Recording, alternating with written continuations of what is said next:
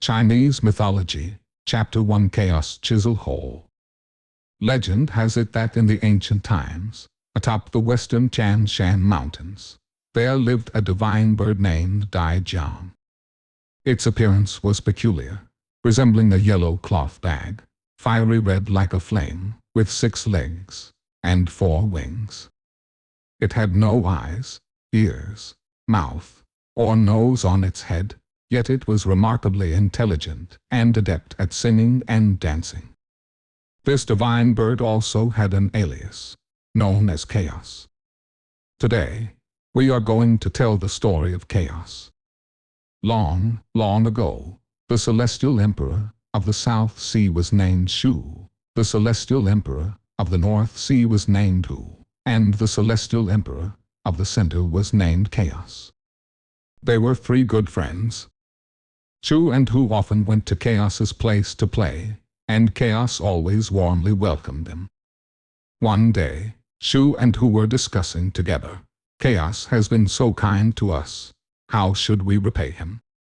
Suddenly, they thought, every person has 7 apertures such as eyes, ears, mouth, and nose. Yet Chaos doesn't have a single one. His head is bare, which is a bit lacking in perfection. Why not help him create some apertures? So they brought tools like axes and chisels and went to Chaos's home to carve apertures for him. 1 aperture was carved each day, and it took 7 days to finally carve all 7 apertures for Chaos. With their efforts, Chaos indeed could see, hear, eat, and smell, able to perceive changes in the outside world, thus feeling very excited. However, not long after, Chaos began to experience worries and sadness, no longer as innocent, happy, and carefree as before. Eventually, he died. After Chaos's death, the world also departed from its chaotic state, and the entire universe was thus born. Chinese Mythology, Chapter 2 PuFu Combating Flood. After the birth of the universe, the heavens and the earth remained intertwined, a dark mass without discernible shape. Within this chaotic mass, 2 great deities were born. One was the sun god, and the other was the moon god.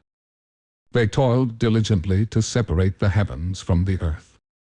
Eventually, the heavens and the earth parted ways, with the sun god presiding over the heavens and the moon god over the earth, thus forming the world as we know it today. At that time, there was a celestial being named Giant Spirit who descended along with the primordial energy between heaven and earth. His powers were immense. He used his divine strength to cleave Mount Buzhou, which blocked the Yellow River's path, allowing the river to flow through the mountains. Even today, traces remain on Mount Buzhou of the Giant Spirit's act of splitting the mountain. When the heavens and the earth had just separated, floods ravaged the land. The celestial emperor dispatched the giant PuFu and his wife to manage the deluge. This couple was of colossal stature, standing thousands of miles tall, with waists as wide as their height. However, the task of flood control proved immensely challenging, and the 2 super-sized giants felt deeply troubled.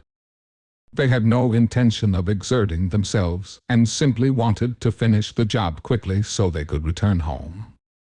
Consequently, as they dug the rivers and channels, some areas were dug too deep, some too shallow, and some ended up blocked entirely. In short, they made a mess of everything. The celestial emperor grew furious with these lazy fellows and promptly relieved them of their duties. As punishment, he forced them to stand shoulder to shoulder, naked, in the desolation of the southeast corner, where they were forbidden to eat regardless of the weather, surviving only on dewdrops. The punishment would only end when the waters of the Yellow River became clear and ceased flowing into the sea. However, this was an impossible task. Therefore, this lazy couple had no choice but to forever stand naked under the sun in the wilderness.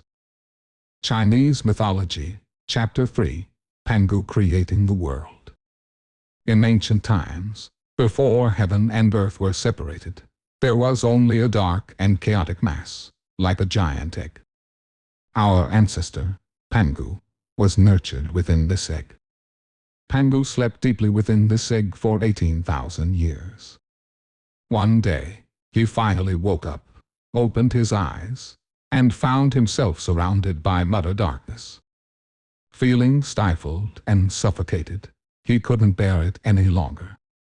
In a fit of anxiety, Pangu grabbed a massive broadaxe from somewhere and swung it with all his might at the darkness before him. With a deafening roar, the heavens shattered, the earth split, and the giant egg cracked open. Lighter, pure substances rose and became the heavens, while heavier, murkier substances descended and became the earth. Thus, the chaotic mass that was once undivided heaven and earth was split apart by Pangu's mighty blow. After heaven and earth were separated, Pangu feared they might rejoin, so he stood between them, his head propping up the sky and his feet firmly planted on the ground, adjusting his height as they changed. Each day, the sky rose by a shang, the earth thickened by a shang, and Pangu's body grew by a shang.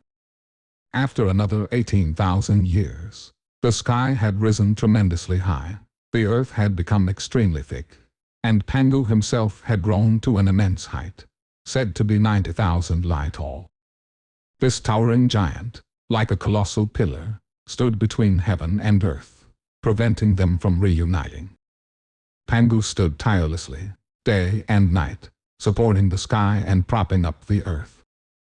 Many years later, when heaven and earth had become stable and there was no longer a fear of them reuniting, Pangu felt exceedingly weary. He wished to lie down and rest, intending to wake up refreshed. However, he never did wake again. Before Pangu passed away, the breath he exhaled turned into wind and clouds. His voice transformed into thunderous roars. His left eye became the sun, while his right eye became the moon. His limbs and body turned into the earth and mountain ranges. His blood became rivers. His veins turned into roads. His muscles transformed into fertile soil. His hair and beard became the stars in the sky. His skin and hair turned into flora and fauna. Even his teeth, bones, and marrow became shining metals, sturdy stones, luminous pearls, and lustrous jade. Even the most seemingly insignificant part of him, his sweat, became rain, dew, and nourishing moisture. Pangu's entire being transformed into our rich and beautiful world. People held great reverence for Pangu, the creator of heaven and earth. They built a Pangu tomb stretching 300 miles in the southern sea to lay his soul to rest. It's said that later on, there was a kingdom named Pangu, and all its inhabitants took Pangu as their surname. Chinese Mythology, Chapter 4, Nüwa creating humans. Since the time of Pangu's creation of the world, many years had passed. Though the world was filled with mountains, rivers, vegetation, and animals, it still seemed desolate and lonely. At this moment, a goddess of creation appeared, named Nüwa. Legend has it that she had the head of a human and the body of a serpent, possessing vast divine powers.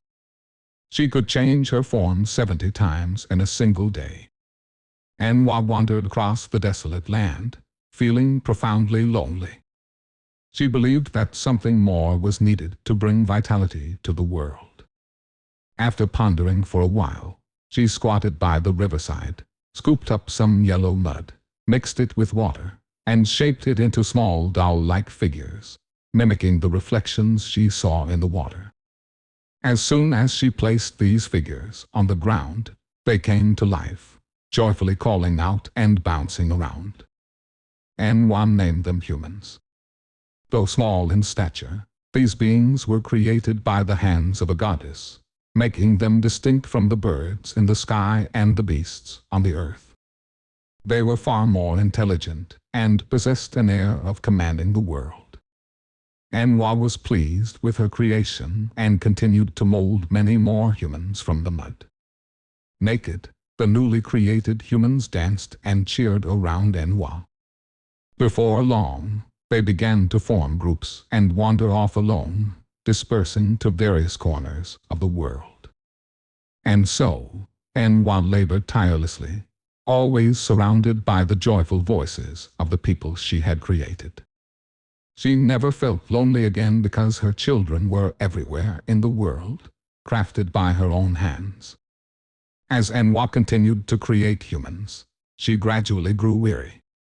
So, she pulled down a vine from the mountainside, dipped it into the muddy pool, and with a swing, droplets of mud fell to the ground, transforming into humans in the blink of an eye. This method was much faster. Thus, Nüwa kept dipping the vine into the mud, swinging it, and human figures kept appearing on the ground. Seeing human traces everywhere in the world, Nüwa finally felt tired. She wanted to rest for a while. However, she realized that humans have lifespans. When their time came, they would perish. How could she ensure the continued survival of humanity? Nüwa came up with a solution. She divided humans into men and women and allowed them to procreate, ensuring the continuation of their species. With time passing, humanity continued to evolve and proliferate until the present day. Chinese Mythology, Chapter 5 Gong Gong hits Mount Buzhou. After Nüwa created humanity, they lived in peace and happiness for many years. However, conflict arose between the water god Gong and the fire god Zhurong, disrupting the tranquility of human life. Gong was a notorious evil deity, with a human face and a snake's body, adorned with messy red hair. He was foolish and had a violent temper. His subordinate, Pangu, shared his appearance, with a green body and 9 heads, displaying a cruel and greedy nature, serving as Gong's chief accomplice. Another subordinate, named PuFu, also committed many misdeeds. Gong's son perished on the winter solstice and became a ghost, causing mischief in the mortal realm. Despite his fearlessness, he was terrified of red beans. Wise humans capitalized on this fear, concocting red bean rice dishes to scare him away on the winter solstice. At the sight of red bean rice, he would hastily flee. Of course, not everyone around Gong was bad. He had a son named Zhu, who had a gentle temperament and enjoyed traveling to admire famous mountains and rivers. People generally thought highly of him. After his passing, he was revered as the god of travel. Whenever people embarked on journeys, they would offer prayers to him, seeking his blessings for a safe and smooth journey. Back to the story. In this war between Gong and Zhurong, they were accompanied by Pangu and PuFu, along with the ghost son who feared red beans. The battle was extremely fierce, extending from the heavens down to the earth. Water deity Gong led his forces, proudly seated on a massive warship, commanding various aquatic creatures in the great rivers, creating tumultuous waves as they surged forward to attack Zhurong. Fortunately, the fire god Zhurong possessed immense power. Although he usually roamed carefree, his wrath was terrifying when unleashed. Zhurong unleashed his divine power, engulfing the skies and earth in raging flames. Gong and his followers were overwhelmed, with many perishing in the onslaught. After suffering heavy losses, the remnants of Gong's army scattered in retreat. This clash of water and fire saw the victory of the radiant fire deity Zhurong, while the dark water god Gong met with defeat. Gong returned in defeat. His ghost son, who feared red beans, was burnt to death by Zhurong, and the impulsive PuFu leaped into the Nüwa River. Pangu, with its 9 heads, lost its fighting spirit and hid north of Kunlun Mountain, never to emerge again. Gong Gong, unable to accept defeat, collided with Mount Buzhou. However, Gong Gong did not perish. He simply disappeared from the sight of the gods. Gong Gong brought immense disaster to humanity because Mount Buzhou was originally a pillar supporting the sky. However, Gong Gong broke it, causing half of the sky to collapse and revealing numerous large holes. Deep fissures cracked open on the earth, raging fires ignited in the mountains and forests, and floods gushed forth from the depths, with towering waves submerging vast swaths of land. Ferocious beasts and monstrous birds emerged from the forests. The entire world plunged into catastrophe, transforming into a hell on earth. Humanity was utterly unable to survive.